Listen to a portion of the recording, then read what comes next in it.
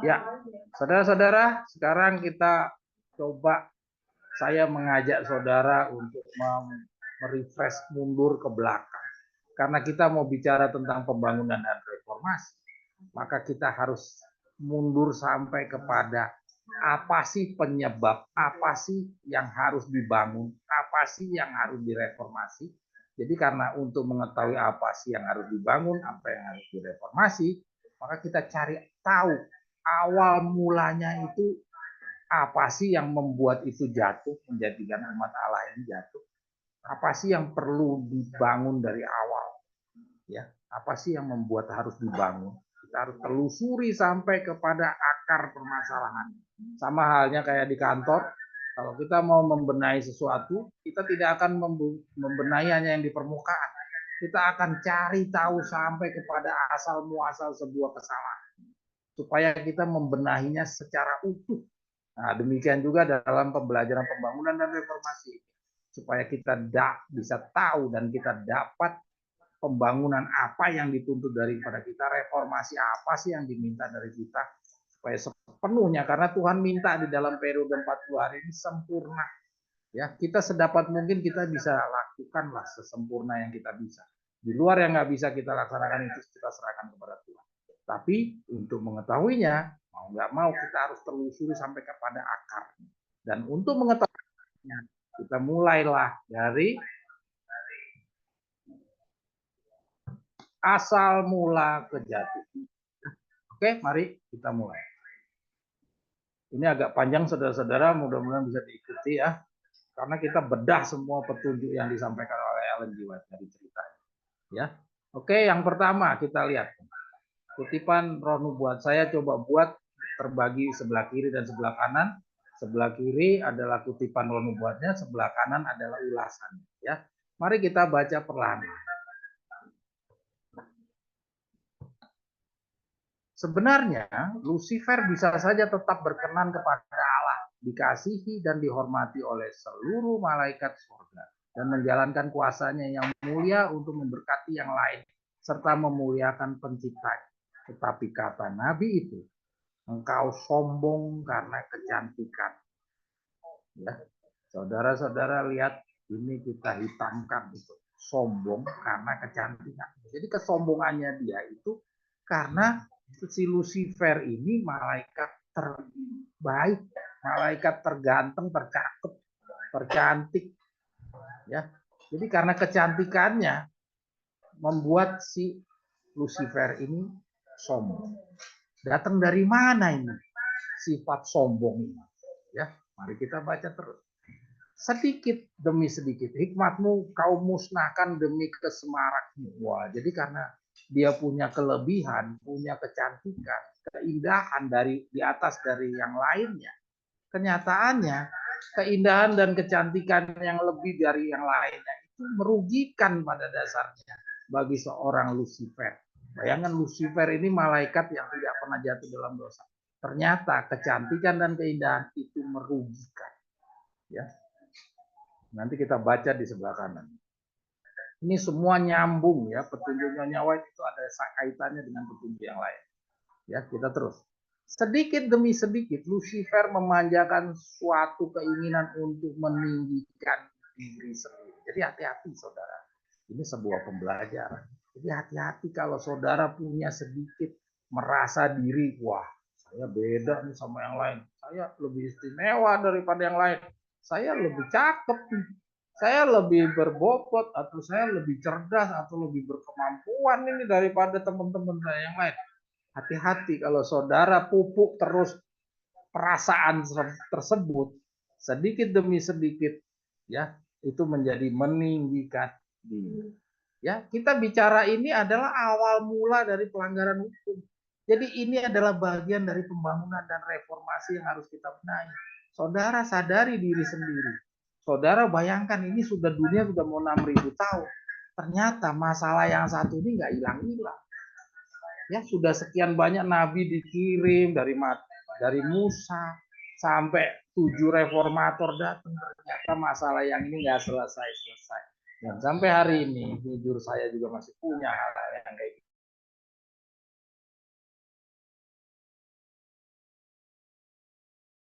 saya kok yang dikasih jabatan sih, saya kok enggak, ya, kok saya kayaknya lebih pinter bicara kok, yang itu enggak pinter kok dikasih. Nah, itu bagian daripada pengalaman kejatuhan manusia yang pertama, dan itu terus sampai di akhir dunia tidak hilang-hilang.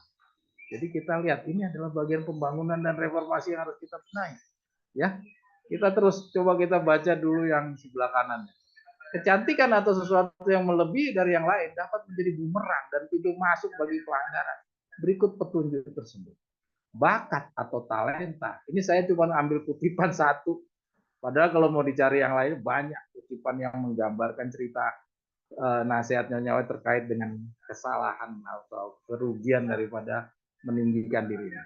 Bakat atau talenta dan pendidikan memang dianggap sebagai karunia Allah, tetapi kalau karunia ini dibuat menggantikan kesalehan, bila mana kemampuan ini membuat orang jauh dari Allah yang seharusnya membawa orang lebih dekat kepadanya, maka bakat, talenta, dan pendidikan itu akan menjadi kutuk, ya, menjadi kutuk dan jerat.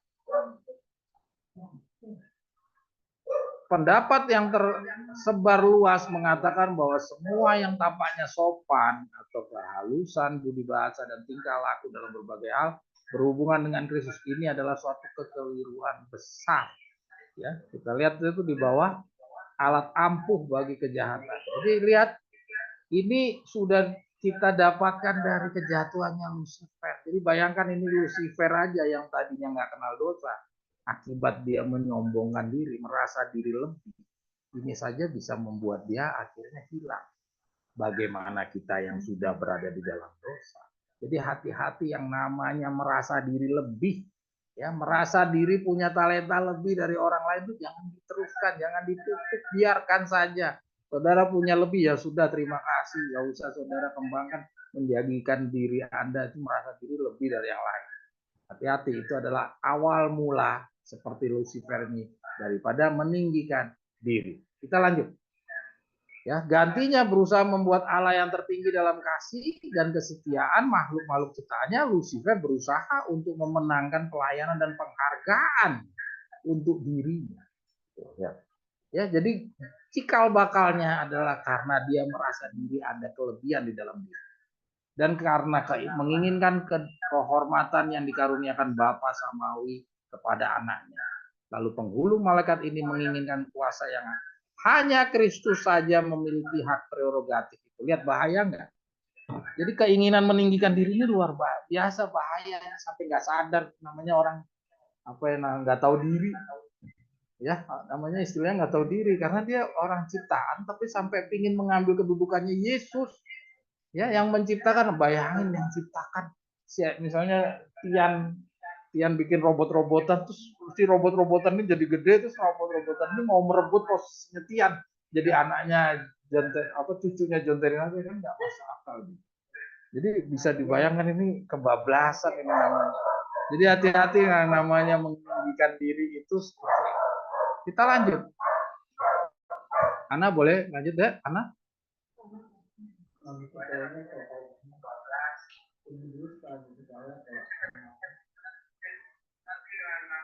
Nah, kita baca lagi di bawah ini.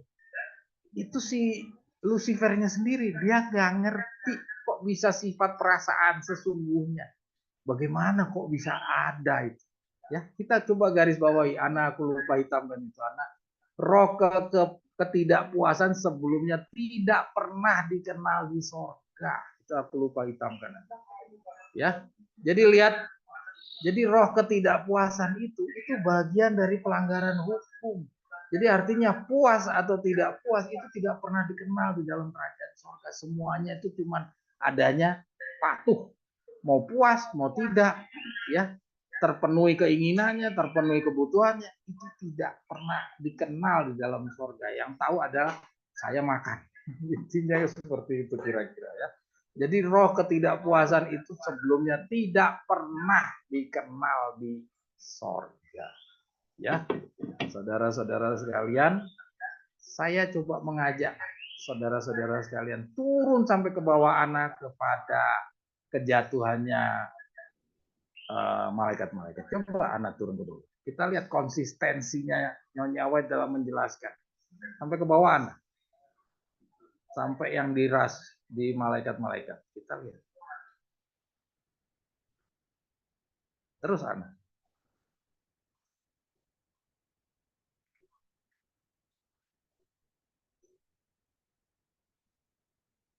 Terus anak. Terus. Nah ini lihat ya. Terus anak. Tuh lihat.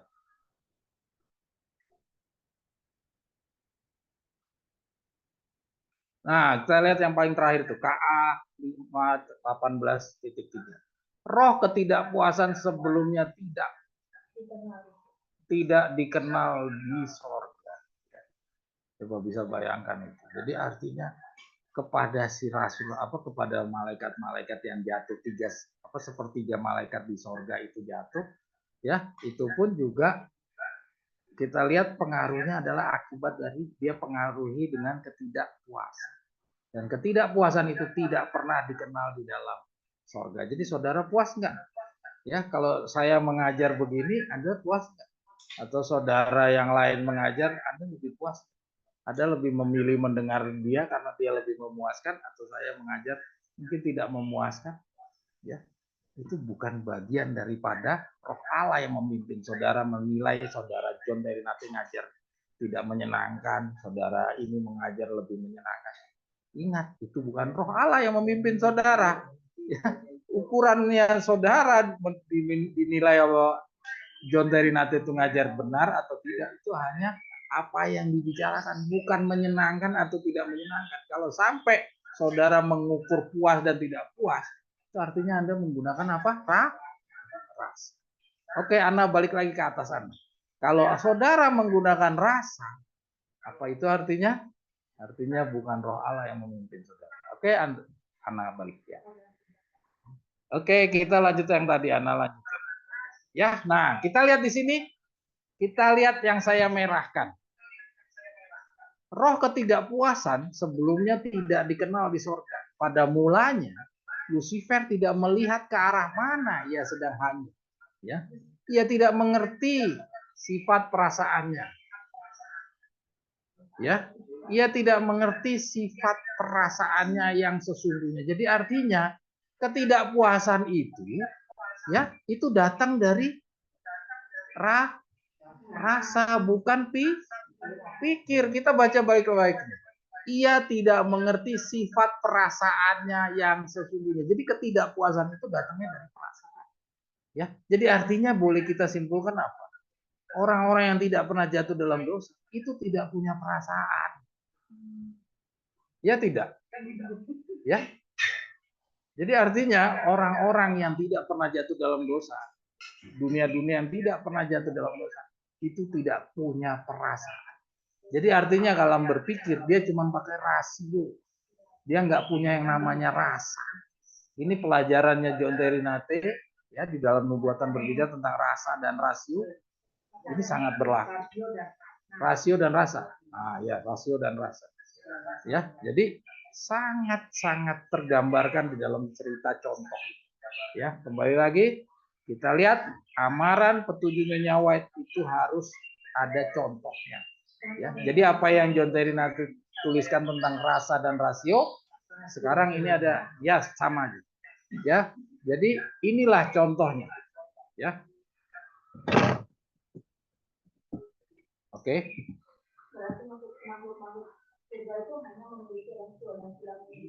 Dia nggak punya rasa, nggak punya rasa.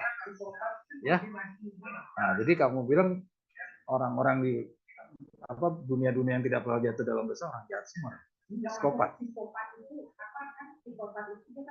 Ya, kita terus dulu. Ya, kita terus dulu. Ya. Ya. Kita terus dulu ya.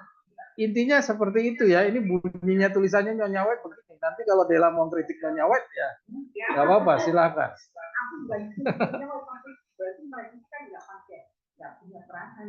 Iya, itu pemikiran kita. Kita pikir dunia ini orang tuh harus punya dua.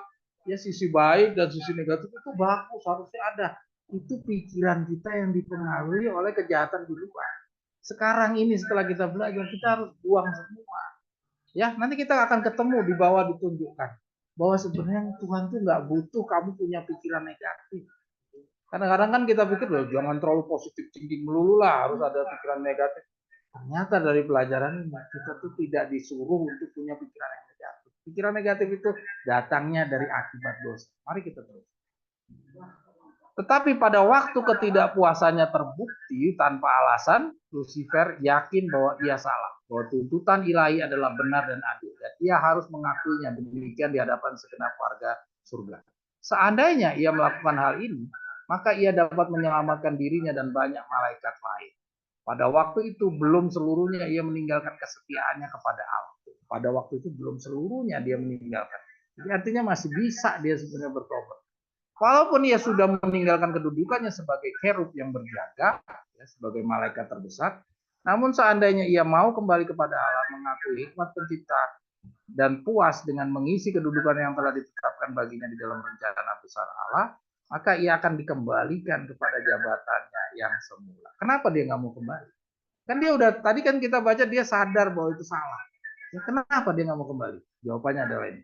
Tetapi keangkuhan menghalanginya, ya, menghalanginya untuk menyerah. Jadi hati-hati, ya, hati-hati, jangan dipupuk. Kalau punya kelebihan, Anda punya lebih dari teman-teman, jangan dipupuk. Sekali kamu sudah menjadi sombong, akan sulit bagi kamu seperti disulit Lucifer ini. Ya, akan sulit bagi kamu untuk menghilangkan kesombongan. Kita baca tuh, tetapi keangkuhan menghalangi untuk menyerah. Ia tetap mempertahankan jalannya. Padahal dia kan tahu itu salah. Tapi karena dia punya kesombongan, kesombongannya itu membantu lebih mendominasi, ya, daripada dia menyadari kesalahan.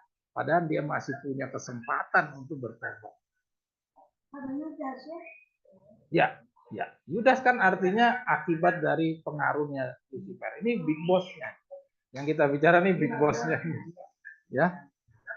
Jadi kalau yang di bawahnya nggak mampu menguasai, ya wajar atasnya dia big boss-nya nggak mampu menguasai diri, apalagi kroco-kroco yang kita ini.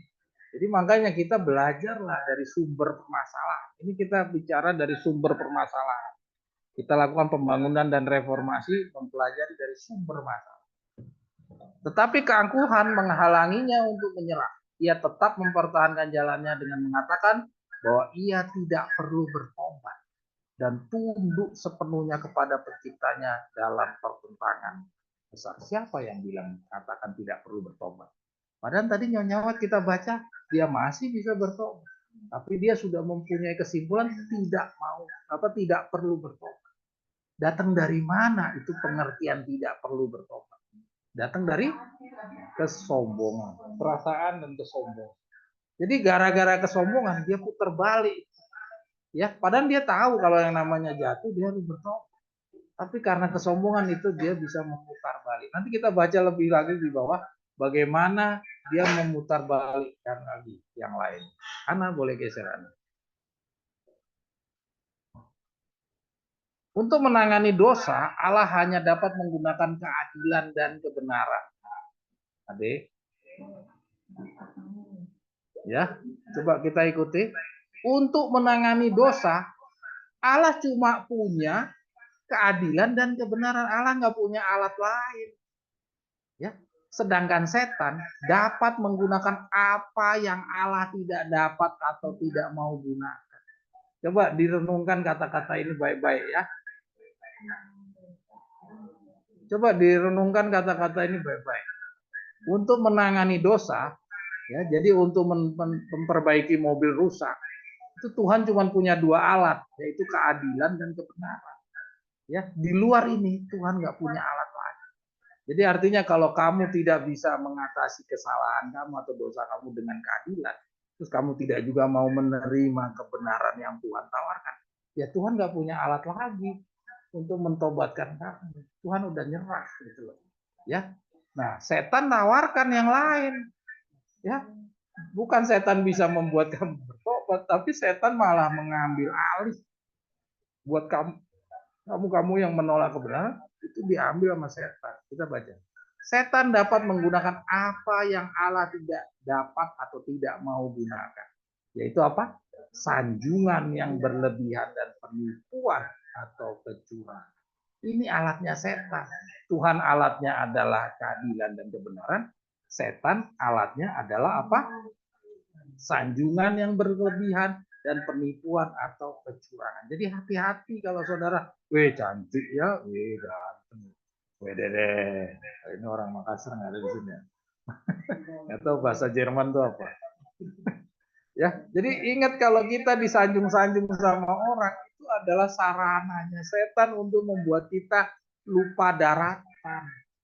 Ya, kita ini manusia lemah, manusia yang seperti biji sesawi. Jadi cenderung ya kita manusia lemah, kita manusia yang remeh-remeh. Kita udah belajar kan, rata-rata umat Allah itu datang dari orang kecil, dari orang sederhana. Kita ini orang-orang sederhana.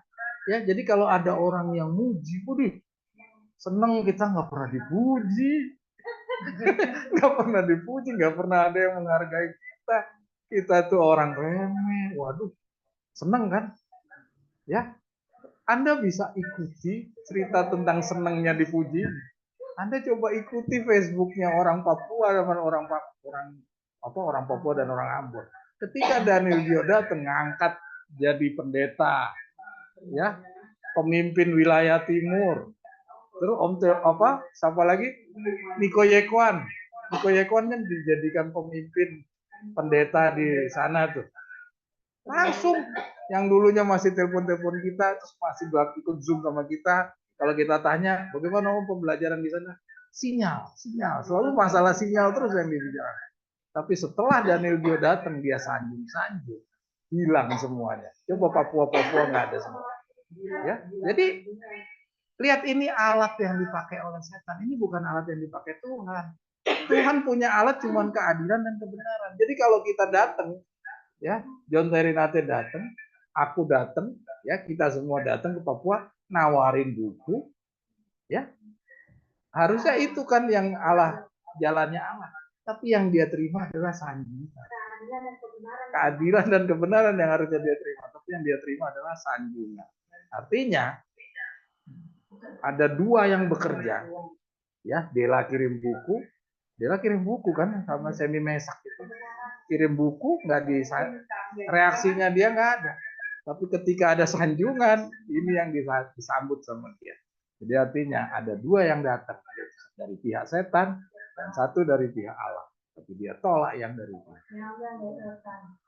Ya, sanjungan yang berlebihan dan penipuan atau kecurangan. Ya, saudara-saudara, sekali lagi saya coba balik lagi ke atas dulu, ada yang lupa tadi saya terlewat.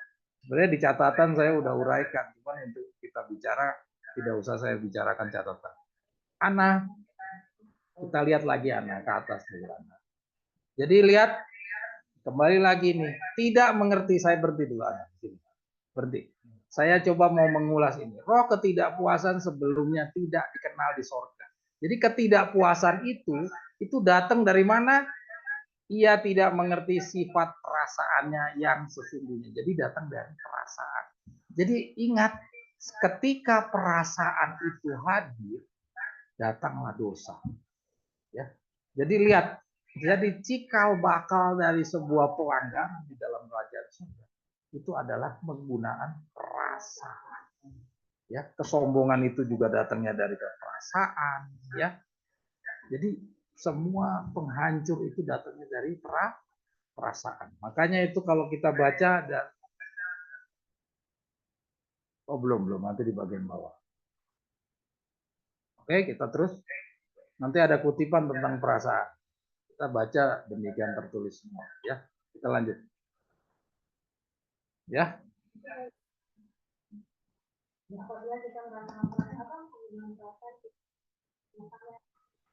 Itu dia, ada di bagian bawah. Ya. Ini dia bagian yang bawah nih ya. Agama Kristus adalah bukan suatu agama perasaan belaka. Anda tidak mungkin dapat bergantung pada perasaan-perasaan untuk sesuatu bukti perkenan oleh Allah. Jadi Anda nggak bisa gunakan perasaan untuk perkenan Allah. Karena perasaan itu berubah-ubah, Anda harus menanamkan kakimu pada janji firman Allah dan belajar hidup dari iman. Segera seseorang mulai mempertimbangkan perasaan-perasaannya, maka ia berada pada pijakan yang berbahaya. Jadi lihat ya, ini pernyataan kita nggak tahu mulai dari kapan. Kita mulai dari kejatuhan manusia. Jadi perasaan itu kalau digunakan itu adalah hasil daripada kejatuhan dosa. Jadi mulai dari hari ini ya ingat, jangan pernah perasaan saya, menurut pikiran saya. Itu artinya Anda sedang dipengaruhi oleh setan. Hati-hati. Ya, ini sederhana, pelajaran kecil. Mungkin orang-orang itu bilang, aduh cuma cerita Adam dan Hawa. Biasa. Tapi ketika kita bedah di dalam kacamatanya tongkat gembala, ke dalam kacamata kebenaran yang lebih berkembang, kita lihat ternyata semua permasalahan di dunia ini adalah apa? Akibat perasaan. Jadi hati-hati, bukan rasio loh, perasaan. Jadi gara-gara perasaan ini, baru yang tadi Maria bilang, rasionya jadi rusak, tapi perasaannya ini. Jadi bahaya perasaan ini ya. Oke, lanjut.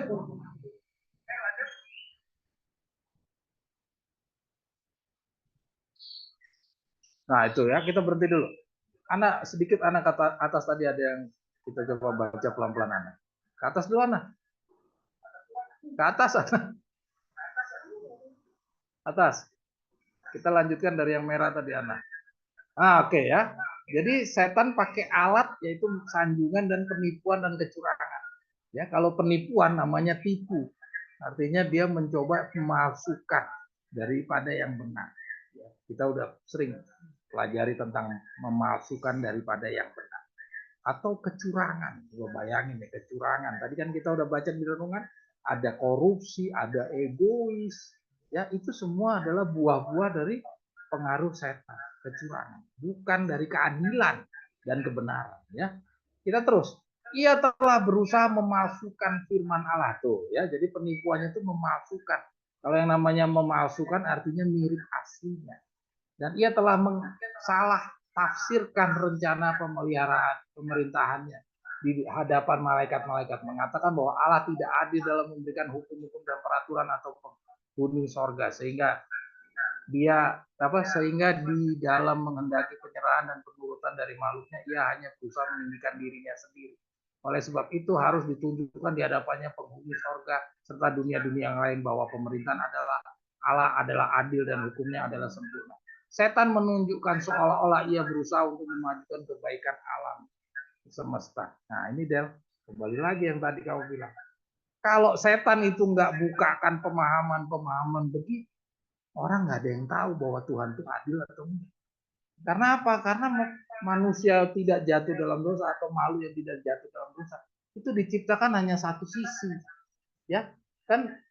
Pohon itu adalah pohon buah, buah pohon itu adalah apa? Baik, pengetahuan baik dan jahat. Jadi dia nggak punya bagian yang jahatnya, dia cuma punya yang baiknya aja. Jadi ketika setan menyampaikan bahwa Tuhan itu nggak adil lah, Tuhan itu pilih kasih, dia nggak ngerti karena dia nggak pernah tahu bagian yang sisi jahatnya, dia cuma tahu sisi baiknya. Jadi apa itu yang nggak adil itu, apa ya nggak puas, nggak ngerti. Dia cuma di setting di dalam otaknya cuma setengah bagian. Ya, kalau kita dari sisi kacamata manusia berdosa, wah kalau itu nggak sempurna dong. Katanya dibilang sempurna. Kalau kita lebih sempurna orang berdosa dong. Ya kan? Tapi kenyataannya setelah kita tahu yang jahat, masalahnya sebenarnya nggak apa-apa. Tapi kecenderungan kita itu masalahnya karena sifat Lucifer yang dipengaruhi yaitu sisi jahat yang diambil, bukan sisi baik. Harusnya kalau tahu baik dan jahat, sisi baiknya yang diambil kan. Ini karena kita dipengaruhi oleh Lucifer, sisi jahatnya yang diambil. Gitu. Jadi Tuhan mau buang itu semua. Jadi perlu pembangunan dan reformasi itu adalah membuang pengetahuan yang sebelah kanan. Mau dibalikin lagi seperti Adam dan Hawa yang awal tercipta. Ya, ini adalah pelajaran pembangunan dan reformasi. Ya, oke lanjut.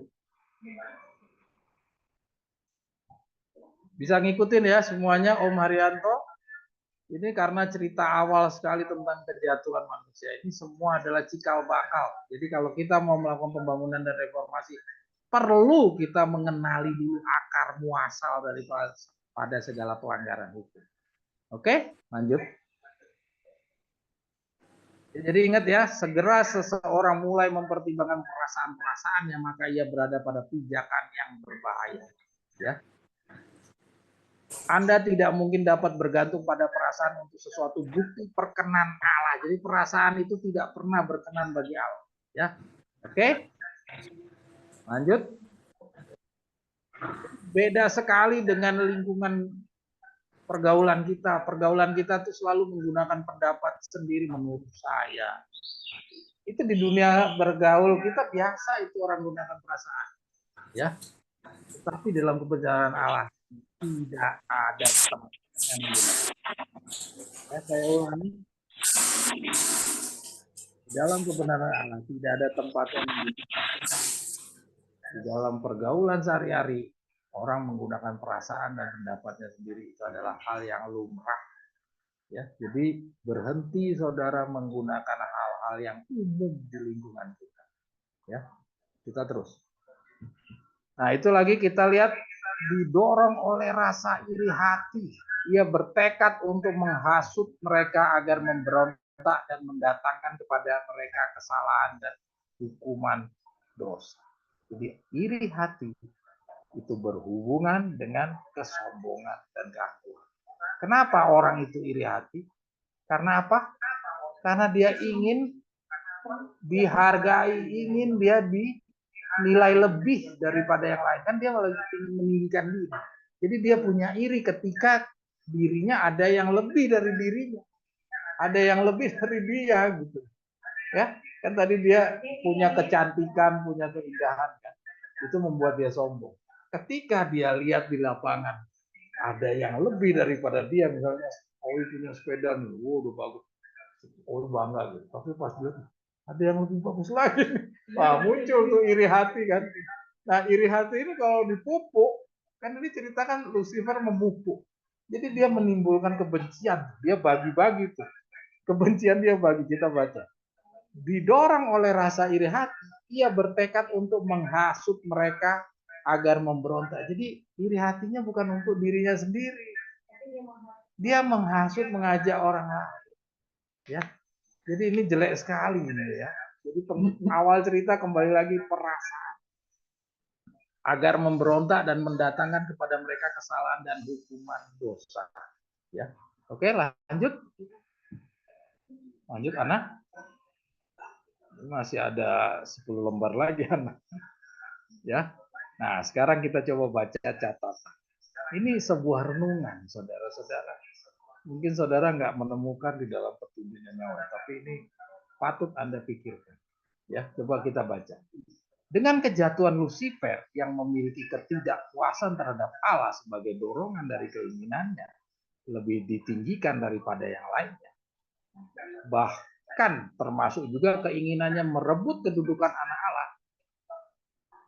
Maka dapatlah kita bayangkan dan pahami mengapa dunia saat ini setelah lambang materai kuda merah. Ya, paham ya, materai kuda merah. Apa itu? Pembunuhan ya. Kain dan Habel ya. Jadi karena ada iri ya. Jadi akibat dari adanya iri, maka dapatlah kita bayangkan bahwa dapatlah kita bayangkan dan pahami mengapa dunia ini setelah lambang materai kuda merah hingga hari ini tidak kita jumpai kedamaian di antara manusia. Adalah karena satu saja Lucifer di dalam surga telah menciptakan kerusakan terhadap pemerintahan Allah karena kesombongan, karena iri hati, karena ingin menonjol, ingin lebih daripada yang lain, malah mau merebut kedudukannya Yesus. Bisa dibayangkan nggak kalau ini ada bermiliar-miliar penduduk manusia tertransfer pikirannya Lucifer. Jadi jangan heran kalau di dunia ini nggak pernah ada kedamaian. Ya, makanya ada perang antar bangsa dengan bangsa, saudara dengan saudara, ada kejahatan sana sini. Itu karena ada iri hati. ada kesombongan, ada keinginan malah melebihi dari yang lain. Semua itu adalah cikal bakal dari semua kejahatan. Ya, jadi jangan heran kalau Maria Aurora di Jerman pun nggak ada kedamaian. Nggak tahu, aku belum pernah. Ya. Jadi jangan heran kalau di dunia luar itu kok nggak ada kedamaian. Ini Jokowi ini memang kurang ajar. Jangan salah Jokowi, itu memang itu akibat ini semua belum ditobatkan. Kabaran tobat gembala ini belum nyampe kepada mereka. Jadi jangan bermimpi akan ada tercipta, wah ini kalau Joe Biden yang duduk atau si Donald Trump mungkin dunia akan lebih tenang. Kata siapa? Ini Alkitab yang ngajar, bukan? Ya, kita lihat ini tadi kita udah baca kan, itu Lucifer cuma satu orang loh. Dunia ini hancur kayak gini nih. Bayangin kalau ada bermiliar-miliar. Sekarang dunia sudah ada bermiliar-miliar. Alam semesta nggak terganggu, aman. Tapi dunia coba bermiliar-miliar orang-orang yang kayak gitu. Makanya dunia ini nyaris-nyaris sudah mau dihancurkan kalau nggak ada 144 ribu. Ya, maka dibutuhkan pembangunan dan reformasi. Karena supaya menghilangkan Lucifer yang sudah menguasai dunia ini. Ya, oke, Ana, boleh lanjut, Ana. Sekarang kita lihat godaan setan kepada Adam dan Hawa. Tadi kalau kita baca dari Lucifer, sekarang kita Adam dan Hawa. Kita lihat, sekarang apa sih yang menjatuhkan Adam dan Hawa? Apakah sama? Mari kita baca. Agar supaya dapat melaksanakan pekerjaan tanpa kelihatan, setan telah memilih menggunakan ular sebagai alat.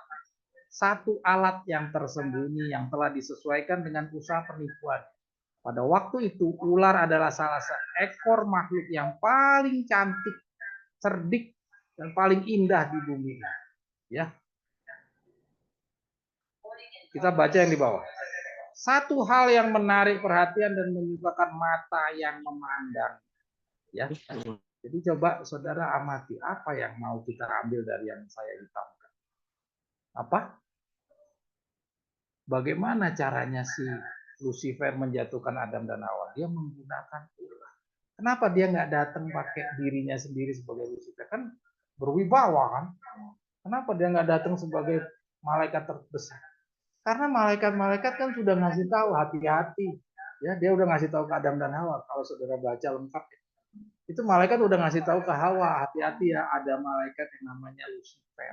Jauh-jauh dari dia, jangan dekat-dekat, jangan dengar omongannya dia.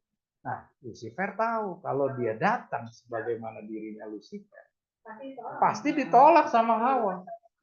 Jadi dia datang harus pakai kemasan yang berbeda dan tidak disangka sama si Hawa. Dia datang dari ular. Kenapa dia nggak datang dari dinosaurus kek, atau dia datang dari buaya kek, atau kenapa? Kenapa dia? Jawabannya kenapa? Ya, kenapa kok dia pakai ular yang cantik? Karena dia mau transfer kejatuhannya dia, yaitu apa? Perasaan. Jadi dia mau pengaruhi si Hawa ini pakai rasanya. Yaitu apa itu? Baca yang di bawah itu. Satu hal yang menarik perhatian dan menyukakan mata yang memandang. Jadi panca indera.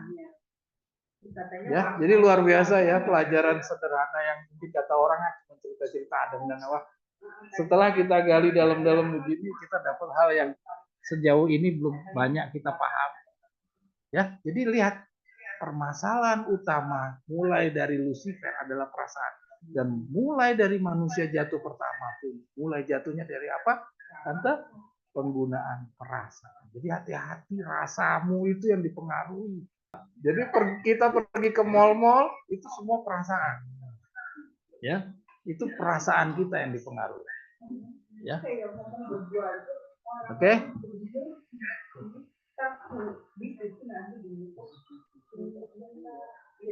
Oke.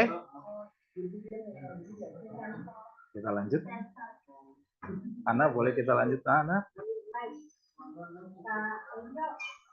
Sama itu kan perasaan itu rasa mulut juga kan iya, tapi kita pelan-pelan, kita ngikutin jalan ceritanya, ya.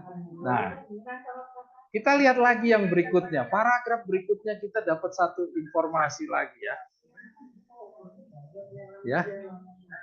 Kita lihat. Nah, ini ceritanya Hawa jalan-jalan. Dia memisahkan diri dari suaminya. Ya. Ini udah pernah kita baca. Dia memisahkan diri dari suaminya. Dia sudah diingatkan jangan jauh-jauh dari suami. Ya, mari kita baca. Tetapi sedang asik dalam tugas yang menyenangkan itu dengan tidak sadar, ia telah meninggalkan suaminya. Pada waktu ia menyadari bahwa ia sendirian, ia merasakan adanya bahaya. Tetapi sambil mengusir rasa takutnya itu, ia merasa bahwa ia mempunyai akal budi dan kekuatan yang cukup untuk mengetahui serta menolak yang jahat. Coba ada yang menarik nggak dari sini? Aku juga heran. Kok bisa dia punya cikal bakal kesombongan itu sudah punya ada bakat. Padahal ini dosa belum ada loh. Kok sudah punya bakat? Setan kan sudah duluan. Iya, tapi Hawa ini belum makan buah ini. Tuhan Allah itu menciptakan pohon itu bukan menciptakan si Hawa masih ada itu dia mempunyai pilihan apa sih? Merdeka apa? Merdeka. Iya, tapi maksudnya artinya sudah ada gitu loh potensi-potensi untuk meninggikan diri. Setan ini kan ceritanya Hawa juga bukan orang berdosa tadinya. Jadi artinya sama-sama tidak terpengaruh. Belum ketemu nih, ini belum komunikasi nih. Ya. Kebebasan untuk memilih. Tapi dalam cerita ini belum sampai dia ngeliat pohon. Dia baru mau jalan keluar nih, memisahkan diri dari suaminya. Ya. Ya, kita terus dulu ya. Dengan tidak mengindahkan amaran-amaran malaikat-malaikat, segera ia mendapati dirinya sedang melihat-lihat pohon yang dilarang itu dengan perasaan ingin tahu bercampur dengan rasa kekagumannya. Buahnya memang indah. Coba lihat di situ saya hitamkan lagi, rasa kekagumannya, buahnya memang indah sekali. Jadi artinya Hawa ini memang dari awal itu sudah punya potensi untuk dijatuhkan dari sisi rasa, ya. Jadi jangan heran, ya ini ulasan saya, jangan heran laki-laki dan perempuan lebih banyak pakai perasaan. Karena apa? Karena nanti kita baca itu nggak pernah ada di dalam catatannya Nyawa, nggak ada di dalam pribadinya Adam. Yang Adam kagum lihat pohonnya, Adam tuh oh indah ya, nggak ada itu Adam nggak ada kayak begitu. Tapi Adam terpengaruh dari istrinya, jadi artinya Adam juga akhirnya pakai perasaan karena pengaruh bukan dari istri, tapi pengaruh dari Lucifer. Tapi kalau Hawa dia sudah punya bakat di dalam dirinya perasaan. Ya, oke. Kita lanjut. Jadi ingat rasa itu hati-hati. Ya, kita lanjut. Jadi ingat masing-masing kita berpotensi untuk dijatuhkan dan cara untuk menjatuhkannya adalah menggunakan cara yang sama yaitu rasa. Ya. Oke, lanjut Ana.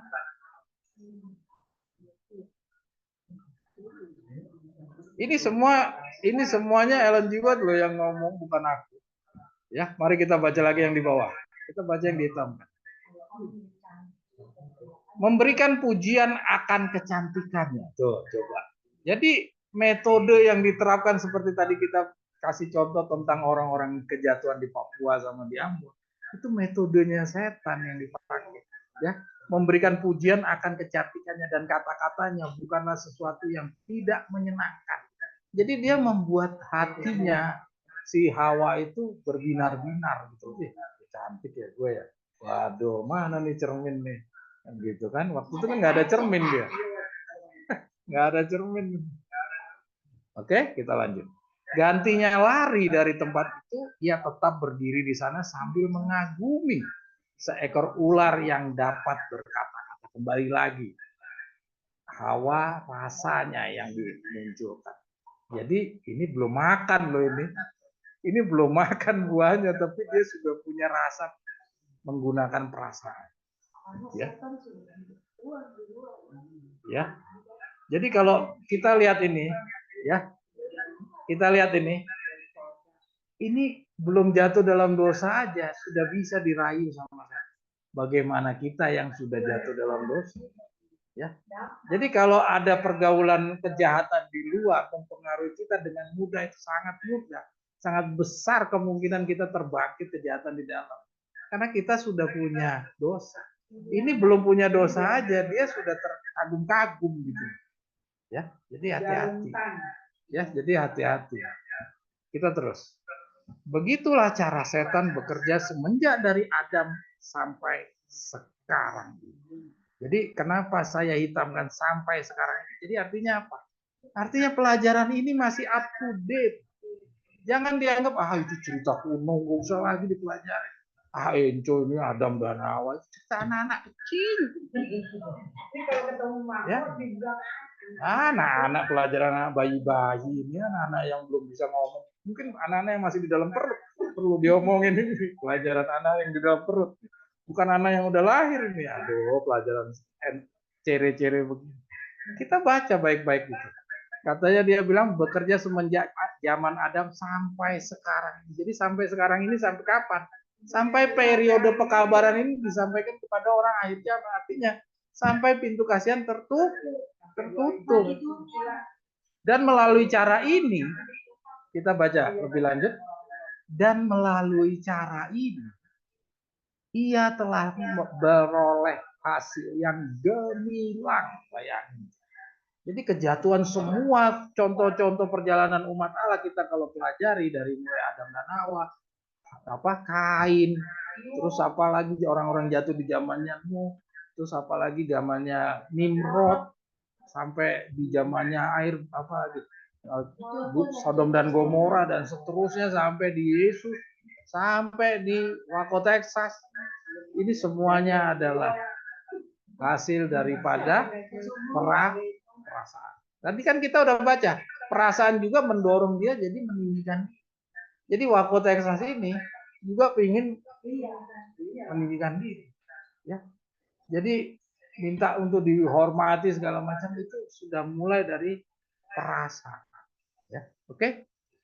Di dalam usaha mereka untuk menyelidiki apa yang disembunyikan Tuhan dari mereka, banyak orang telah mengabaikan kebenaran-kebenaran yang telah dinyatakannya dan yang perlu bagi keselamatan. Bayangin itu, kebenaran-kebenaran yang perlu bagi keselamatan itu diabaikan.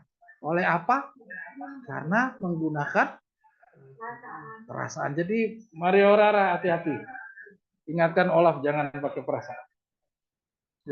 Perasaan itu hati-hati bahaya. Ya. Jadi gara-gara kita menggunakan perasaan, maka kebenaran-kebenaran itu banyak yang diabaikan. Padahal kebenaran-kebenaran itu bagi keselamatan. Jadi kita bisa saksikan sendiri sekarang. Bicara tentang time setting banyak orang yang nggak mau. Kenapa? Karena perasaan. Perasaan itu apa? Karena perasaan meninggikan diri tadi. Ya. Kesombongan, ya kan tadi kita udah baca gara-gara dia punya kesombongan. Yang tadinya dia masih punya kesempatan untuk bertobat, dia nggak mau. Dia putar balik, katanya nggak usah bertobat. Padahal yang ngajarin tidak usah bertobat itu siapa? Nggak ada kan, kita harus bertobat. Jadi kesombongan itu yang mendorong dia memutar balik. Ya, jadi hati-hati, kesombongan itu membuat kita mengabaikan kebenaran-kebenaran yang dinyatakan yang perlu bagi keselamatan. Oke? Lanjut.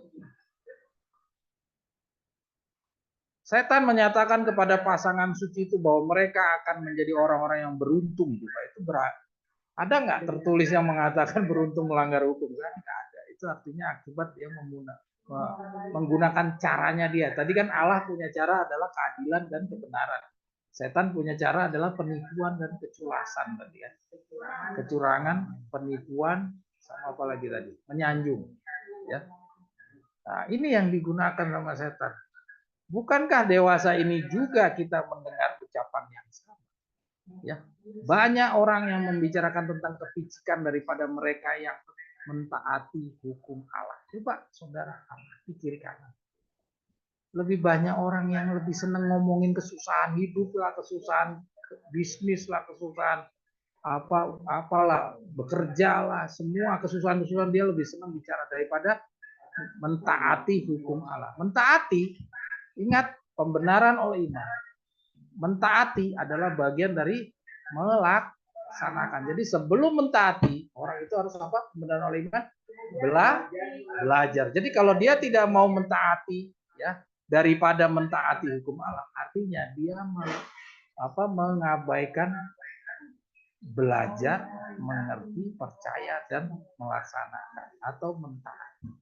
Jadi dia lebih senang membicarakan segala kesulitan-kesulitan, ya, kesusahan dan penderitaan. Ya, oke. Kita lanjut.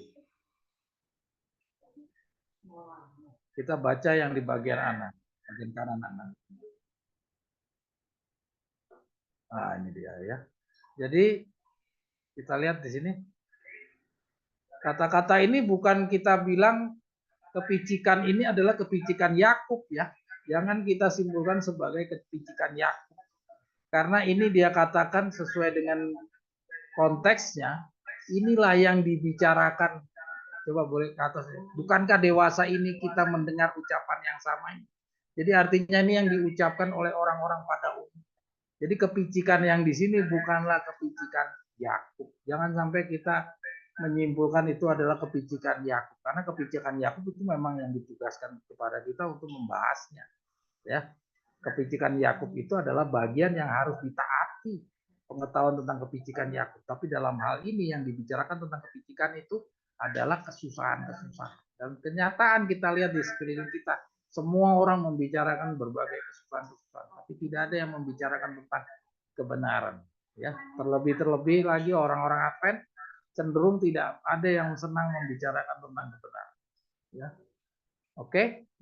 Terutama dalam mengumpulkan perpuluhan, mereka lebih senang berbicara tentang kesusahan-kesusahan. Di daerah ini kita belum punya gereja, kita butuh dana, kita butuh, ya, tolong saudara-saudara menyisihkan sebagian untuk saudara-saudara kita di sana, karena mereka harus berkilo-kilo jalan untuk datang ke sebuah gereja. Dan sekaranglah kesempatan kita bantu mereka. Jadi yang disibukkan itu tentang kesusahan, tapi kebenarannya nggak ada yang dibahas. Ya, oke. Kira-kira juga mirip-mirip lah ya. Kebiasaan yang di Advent itu kita bisa temukan juga di dalam kelompok-kelompok ada video. Oke. Nah, sekarang kita sudah masuk di dalam paragraf di mana ular Hawa itu sudah memakan buah itu. Kita lihat. Melihat bahwa tidak ada akibat buruk apa-apa yang terjadi terhadap apa yang diperbuatnya, Hawa menjadi lebih berani. Ya, coba bisa bayangkan kalau tidak ada sebuah dampak dari pelanggaran hukum, bagaimana? Kita bisa jadi lebih patuh atau lebih jahat, ya? Kita akan menjadi lebih jahat. Ini adalah akibat dari pelanggaran hukum. Ini mungkin sudah biasa kita pelajari. Kita tidak membahas secara mendalam. Kita lanjut. Kita lanjut yang warna merah. Tatkala ia melihat sedap kepada pemandangan mata, yaitu sebatang pohon asik akan mendatangkan gigi. Ya, jadi dia menggunakan kembali lagi pemandangan mata. Ya, pemandangan matanya. Ya, kita terus. Maka diambilnya daripada buahnya lalu memakannya, serta diberikannya pula kepada lakinya, maka ia pun makan. Memang rasanya sedap dan bila mana ia makan. Ya, rasanya sedap. Kembali lagi, seperti tadi yang saya sampaikan kepada kita semua, bahwa manusia Adam dan Hawa itu adalah bagian dari ciptaan Tuhan yang sama sebagaimana di alam semesta tidak punya dosa, tidak mempunyai pengetahuan tentang jahat. Ya. Jadi dia makan 35 tahun, dia nggak pernah tahu yang namanya sedap. Tapi setelah dia makan buah ini, Jadi dia tahu yang namanya sedap dan yang namanya tidak sedap. Ya. Nah, dan akibat dari sudah mengetahuinya sedap dan tidak sedap ini, ya kita bisa lihat, ya dari apa?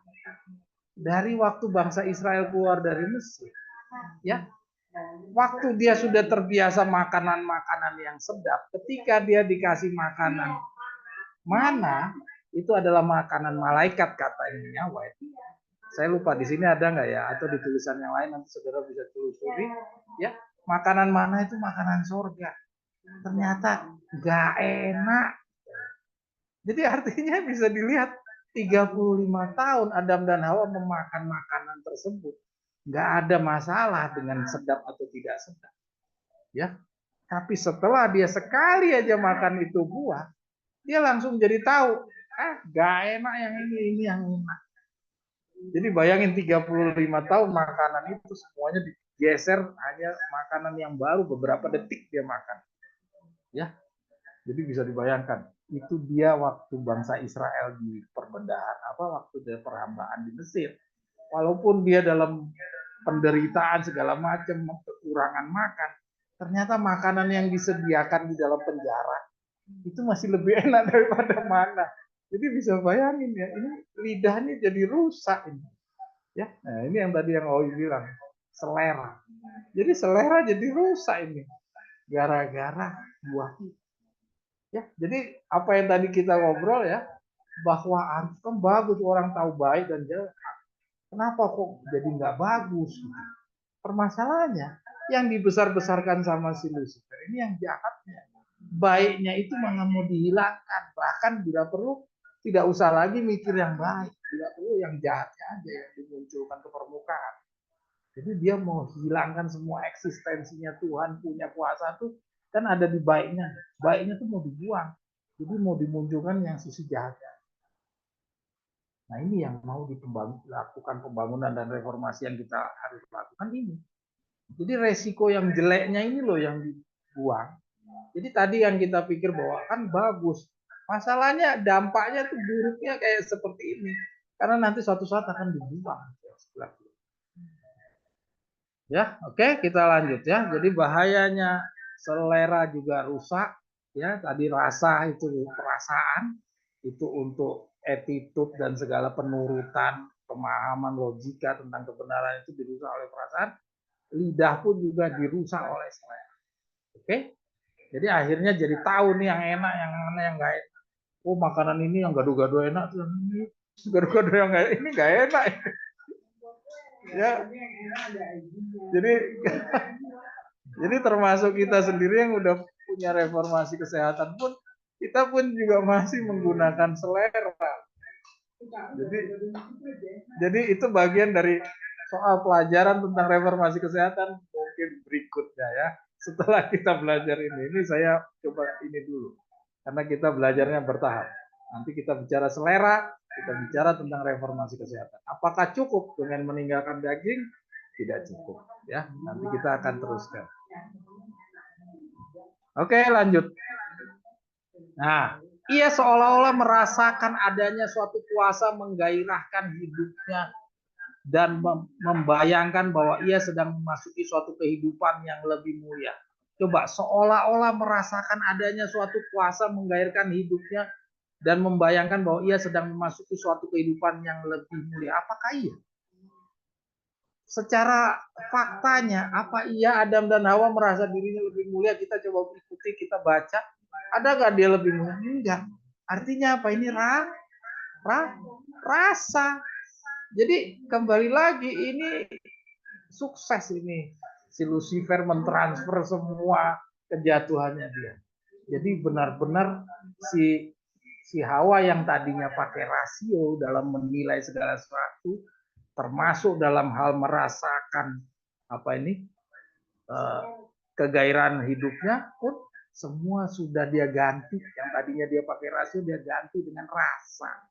Jadi hati-hati tante semuanya, hati-hati kalau kita berhubungan dengan kejahatan, ya itu kita dibangun dengan rasa. Jadi rasio kita tuh perlahan-lahan dipinggirin, nggak perlu lagi dipakai aja rasa, ya. Kita lanjut.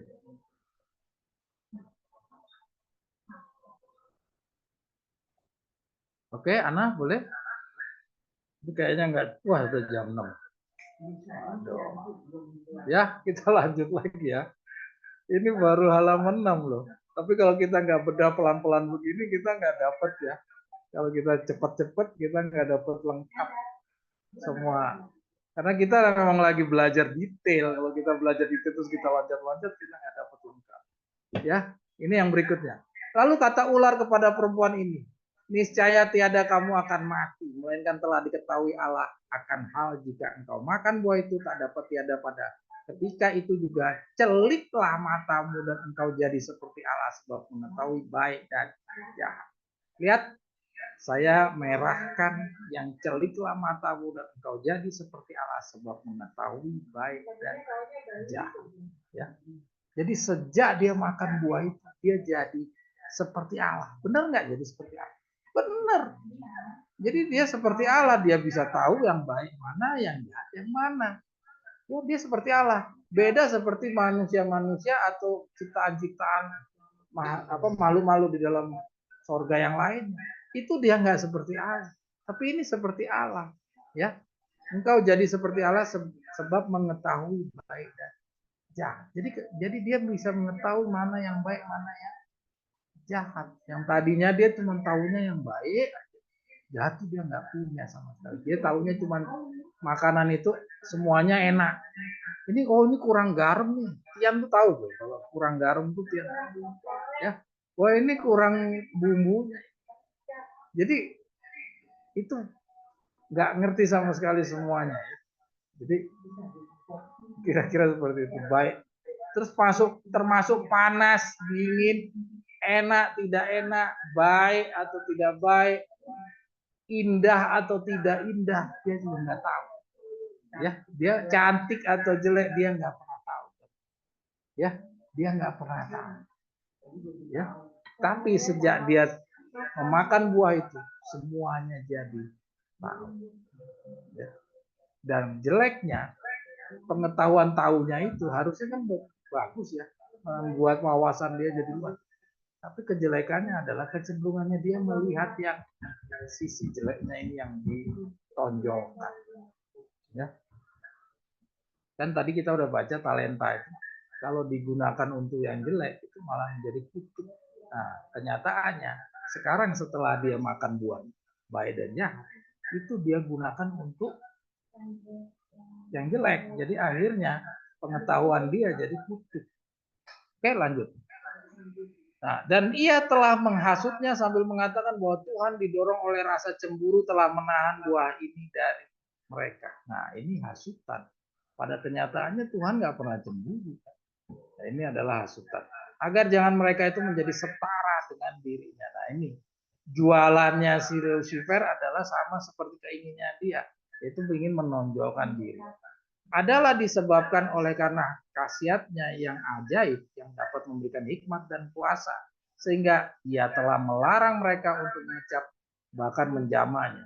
Si penggoda itu menjelaskan bahwa amaran ilahi itu tidak akan menjadi satu kenyataan, itu hanya sekedar menakut-nakuti mereka. Ini semua putar balik ya, ini yang putar balik yang dibangun oleh si setan. Oke, lanjut anak.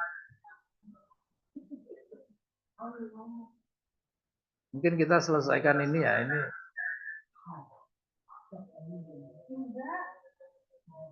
Oh ya, mungkin 10 menit lagi. Maka terkutuklah bumi itu sebab engkau, maka dengan kesusahan engkau akan makan hasilnya seumur hidup. Ya. Nah, ini coba saudara renungkan lagi ya. Coba saudara renungkan lagi. Maka terkutuklah bumi itu sebab engkau, maka dengan kesusahan engkau akan makan hasilnya seumur hidup. Maka bumi itu akan menumbuhkan bagimu duri dan onak, dan sayur-sayuran di ladang akan menjadi makanan. Maka dengan berpeluh mukamu engkau akan makan rezekimu, sehingga engkau kembali pula kepada tanah. Ya, karena daripadanya engkau telah diambil bahwa maka kepada abu pun engkau akan kembali. Oke, sekarang kita analisa. Lihat, Maka terkutuklah bumi oleh sebab engkau makan dengan kesusahan, engkau akan makan hasilmu seumur hidup. Terus ya, duri dan onak datang. Maka dengan berpeluh mukamu engkau akan makan rezeki. Jadi artinya dalam kita baca aja catatan yang saya udah buat. Di sini kita paham bahwa bekerja, mencari makan atau nafkah adalah usaha untuk kepentingan sendiri. Jadi lihat, tadinya Adam dan Hawa ini kan tinggal ngambil pohon, tinggal makan. Ya, Adam dan Hawa waktu diciptakan, apa tugasnya dia? Memuliakan Allah. Ya, dia bekerja, dia memberi nama hewan-hewan. Ya, tapi itu kesemuanya adalah untuk kemuliaan Allah. Ada nggak dia untuk memuliakan dirinya sendiri? Nggak ada. Makan aja udah disediain, minum udah disediain. Jadi kepentingan dirinya tuh nggak ada sama sekali. Semua udah tersedia. Ya. Nah, sekarang kita coba baca lebih lanjut. Di sini kita paham bahwa bekerja kan artinya dia perlu makan ini. Dia harus ada duri dan onak, dengan peluh lah, dengan keringat dia harus mencari nafkah. Ini nggak pernah ada. Artinya mulai dari saat ini ada kepentingan manusia ini sejak jatuh dalam dosa yang tadinya nggak ada. Ya, jadi sekarang timbullah ada dua kewajiban di dalam dirinya seorang Adam dan Hawa, yaitu ada tugas utamanya yang memang tidak boleh diganggu-gugat. Ini Tuhan minta melayani Tuhan dengan sebulat hatimu dan segenap jiwamu, ya, baru mengasihi sesama. Nah, jadi ada dua ini, mengasihi sesama. Kan ini nggak ada dulu, sesamanya nggak ada. Ya kan? Jadi tugasnya Adam dan Hawa ini sejak jatuh dalam dosa, dia jadi punya dua. Dan dampaknya apa? Ya, yang tadinya dengan berkeringat dia mencari nafkah, kita baca aja ya terusnya. Artinya sebelum manusia suci hanya mengenal kepentingan dan memuliakan Allah. Jadi manusia waktu dia masih suci, dia hanya mengenal kepentingan dan memuliakan Allah. Keseluruhan kebutuhannya termasuk makan telah tersedia sehingga tidak ada yang dipahami mengenai kepentingan sendiri. Jadi nggak ada yang namanya kepentingan sendiri. Kepentingan sendiri itu baru dikenal setelah manusia jatuh dalam dosa. Jadi dulunya yang ada hanya kepentingan Allah. Dan di seluruh alam semesta, ya, itu yang ada hanya kepentingan Allah. Nggak ngerti yang namanya, oh ini baju bagusan warna merah, masa bajunya warna hijau. Itu nggak pernah ada. Wah ini kayaknya lebih bagus begini deh, betulnya ini kayaknya kurang. Nggak ada itu. Ya, nggak ada semuanya. Yang dia tahu hanya melayani Allah, melayani. Kita baca terus. Lalu untuk melakukan hal berkaitan dengan kepentingan sendiri, antara lain bekerja untuk makanan itu adalah akibat dari dosa. Jadi bekerja mencari nafkah itu adalah akibat dosa. Ya. Jadi kalau OI kerja itu adalah akibat dosa. Jangan kita kira itu takdir manusia. Bukan. Bekerja memang manusia, Tuhan nggak suka orang menganggur. Tapi bekerja yang dimaksud itu bukan mencari nafkah, karena mencari nafkah itu adalah akibat dosa. Ya, bekerja ya seperti Adam dan Hawa memberi nama hewan-hewan, ya itu bekerja. Tapi jangan kita selalu kalau bekerja itu selalu cari uang, cari uang.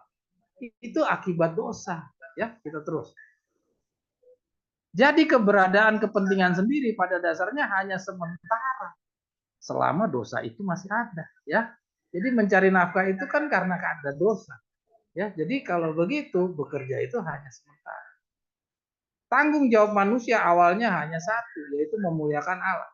Namun setelah kejatuhannya dalam dosa, maka menjadi memiliki dua kewajiban, yaitu kewajiban utama yang tetap, yaitu memuliakan Allah, dan kewajiban baru, yaitu bagi kepentingan dirinya sendiri. Awalnya melaksanakan untuk kepentingan sendiri ini adalah penderitaan akibat dari dosa. Namun dalam perkembangannya, kepentingan diri sendiri ini berkembang oleh karena dampak dari penggunaan perasaan. Yang salah satunya bicara tentang keinginan meninggikan diri. Kemudian perlahan-lahan menjadi perhatian dan usaha utama dari si manusia ini.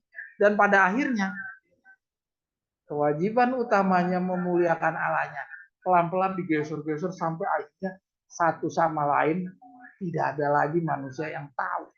Hanya calon-calon 144.000 yang tahu bagaimana memuliakan Allah. Jadi orang Advent sekarang udah nggak ngerti yang namanya memuliakan Allah. Dia ke gereja aja. Tapi pada dasarnya dia memuliakan siapa gitu. Allah yang mana dia muliakan ya. Termasuk Wako Texas, dia memuliakan Allah yang mana. Ya, jadi hati-hati. Akhirnya ya kita baca ini tidak memiliki pesaing pada. Nah ini kita coba lihat ya.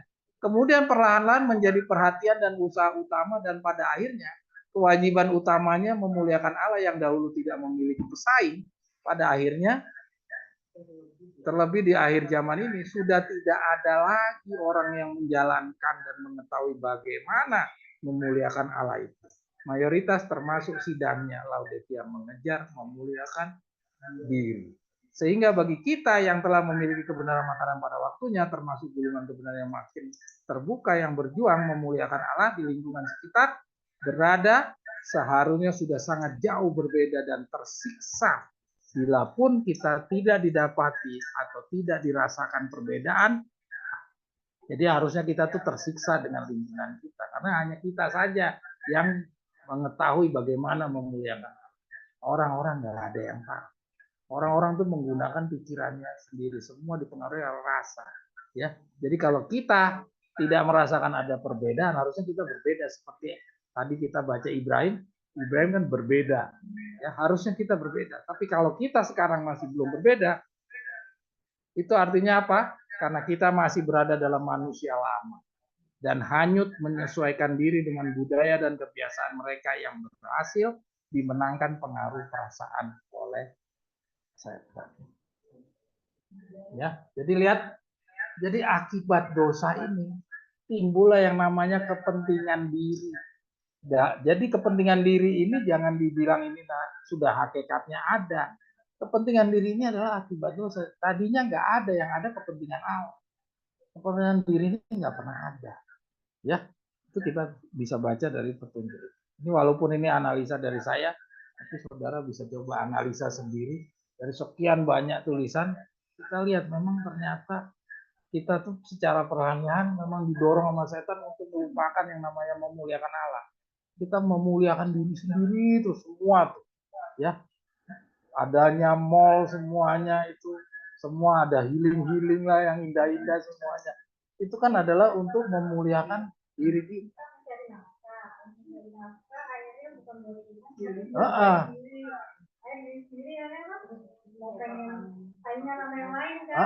Nah itu.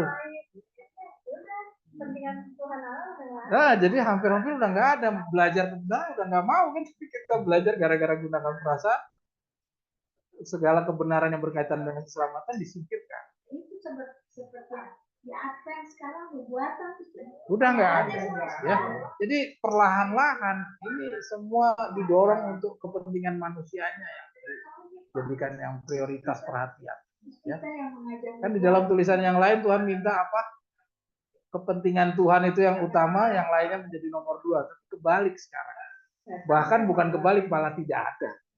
Karena yang tahu tentang memuliakan Allah hanya pemegang pekabaran tongkat, dan pemegang pekabaran tongkat pun yang kelas gandum. Yang sekam-sekam pun juga udah nggak tahu. Ya, kita lanjut. Dan kehidupan yang disertai dengan kesukaran dan pergumulan itu harus menjadi nasib manusia sejak saat itu telah ditetapkan dalam kasih. Itu adalah satu disiplin akibat daripada dosanya untuk menolong mengendalikan pemanjaan nafsu dan selera manusia itu ya. Jadi Tuhan memang menakdirkan kesukaran dan pergumulan itu sebagai satu disiplin yang diperlukan bagi akibat daripada dosa. Ya, tujuannya untuk menolong. Jadi kalau kita dapat kesusahan, dapat kesulitan, jangan kita bersungut-sungut, itu adalah sarana Tuhan untuk menolong. Ya, menolong kita apa? Mengendalikan pemanjaan nafsu, jadi keinginan ya, dan selera makan. Ya, jadi termasuk lidah kita tuh direm. Kalau enggak ya. Kalau enggak itu tambah parah ya. Nah, jadi semua itu dibuat sama Tuhan untuk kita membenahi. Untuk mengembangkan kebiasaan mengendalikan diri itu adalah sebagian daripada rencana Allah yang besar untuk memulihkan manusia dari kehancuran serta kemerosotan yang diakibatkan oleh dosa. Mari kita baca petunjuk nyawa sebelah kanan. Ya, Ia mengizinkan kita menghadapi penderitaan. Coba. Ya. Ia mengizinkan kita menghadapi penderitaan, aniaya, dan kekerasan bukan sebagai suatu kutuk, tapi sebagai suatu berkat yang terbesar di dalam hidup kita. Wow. Nggak umum ini. Ya, kalau kita bicara dengan orang sekitar, kamu cobalah berpikir agamamu itu salah kayaknya, kok kamu sakit, atau kamu tuh kok menderita. Cobalah dipikir-pikir lagi. Ya, padahal kalau kita lihat dari kacamata Tuhan, ya, bukan sebagai suatu kutuk, tapi sebagai suatu berkat yang terbesar loh di dalam hidup kita. Ini susah loh untuk diterima. Kenapa? Karena kita sudah terpengaruh dengan kejahatan di luar yang udah masuk ke dalam kejahatan di dalam. Jadi budaya cara berpikir kita pun terbawa, ya. Jadi kalau kita lagi menderita ya kayak mungkin dari kacamata Alkitab ini adalah sarananya Tuhan untuk membangunkan untuk menjadi memprioritaskan ke Alkitab, ya. Jadi mungkin untuk menggantikan yang dulunya memprioritaskan ke yang lain. Jadi sekarang disuruh mengalihkan kepada memprioritaskan kepada Allah. Ini adalah jalannya Tuhan. Ya. Kalau Tuhan kasih kelebihan ke malah lebih dikasih berlebih-lebih, misalnya kita semua dikasih kemakmuran segala macam. Kita udah pernah baca, itu malah jadi kutuk.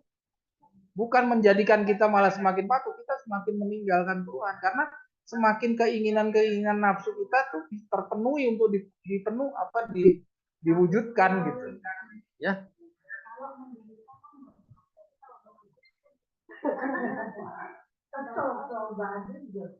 Ya, bahagia. Jadi penderitaan ini suatu berkat. Kalau berkat kan artinya harusnya berbahagia.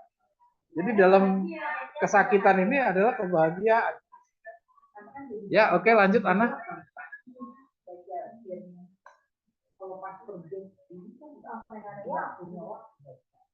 Nah, sekarang ini godaan kepada malaikat.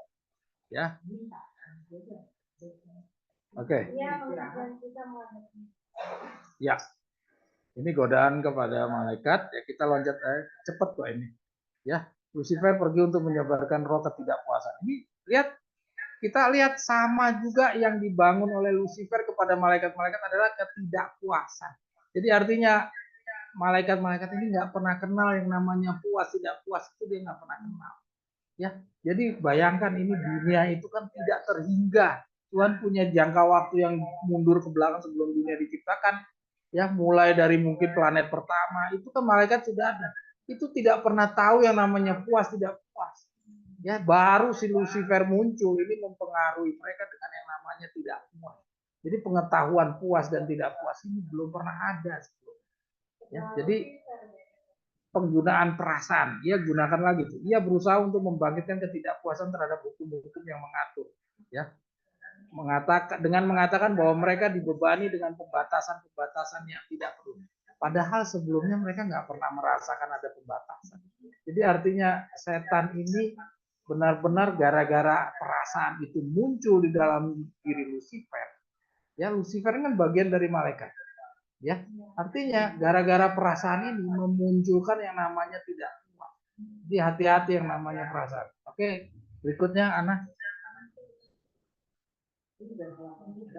Ini udah di dalam kotak udah mau habis. Ia mengatakan bahwa dalam cita-citanya untuk memperoleh kuasa dan penghormatan yang lebih besar bukan karena bercita-cita mau meninggikan diri, tapi untuk memperoleh kebebasan bagi segenap penghuni sorga. Agar dengan begitu mereka boleh memperoleh eksistensi yang lebih tinggi. Ini pembohongan. Pada kenyataannya kita sudah baca tadi, ya, protes yang disampaikan si Lucifer ini kan tujuannya adalah untuk meninggikan diri. Tapi dia bilang ke malaikat, dia bilang bukan untuk meninggikan diri, tapi dia untuk eksistensi yang lebih tinggi kepada semuanya. Ini memutar balik. Jadi hati-hati, jagonya setan itu memanipulasi kata-kata. Oke, Ana lanjut. Ini yang paling terakhir, baris yang terakhir ya. Nah, roh ketidakpuasan sebelumnya tidak dikenal di sorga. Jadi artinya berjuta-juta planet-planet yang tidak pernah jatuh dalam dosa itu diciptakan dengan malaikat-malaikat membantu. Itu tidak pernah kenal sama yang namanya kepuasan, ketidakpuasan. Ya, jadi bahayanya perasaan. Ya, ini godaan setan kepada Yesus, kita tahu di dalam setelah 40 hari Yesus digoda dengan apa? Selera, yaitu yang merah aja kita baca ya. Kristus melalui ujian terhadap selera, terhadap kecintaan kepada dunia dan kecintaan terhadap pertunjukan yang menuntun kepada sifat takabur. Inilah percobaan yang mengalahkan Adam dan Hawa dan yang mudah sekali mengalahkan kita.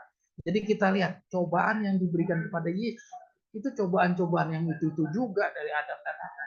Karena Yesus karena setan sadar. Kan tadi kita udah baca melalui kejatuhan yang Adam dan Hawa, cara yang dia gunakan itu telah membuat hasil yang gilang gemilang. Maka itu dia cara itu juga dia coba jatuhkan. Yaitu dengan apa?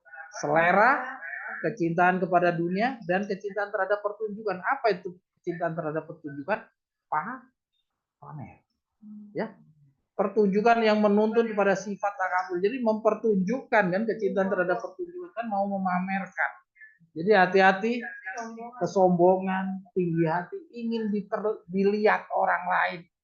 Ya, jadi kita show off itu bagian daripada pengaruh dari setan. Mungkin itu ya. Nanti catatannya kita lanjut dari pembelajaran yang berikutnya. Terima kasih. Mungkin kita terpaksa mau tidak mau kita lanjutkan lagi 2 minggu lagi. Mari kita tutup sabat, kita akhiri sabat ini. Boleh siapa berdoa buat kita? Maria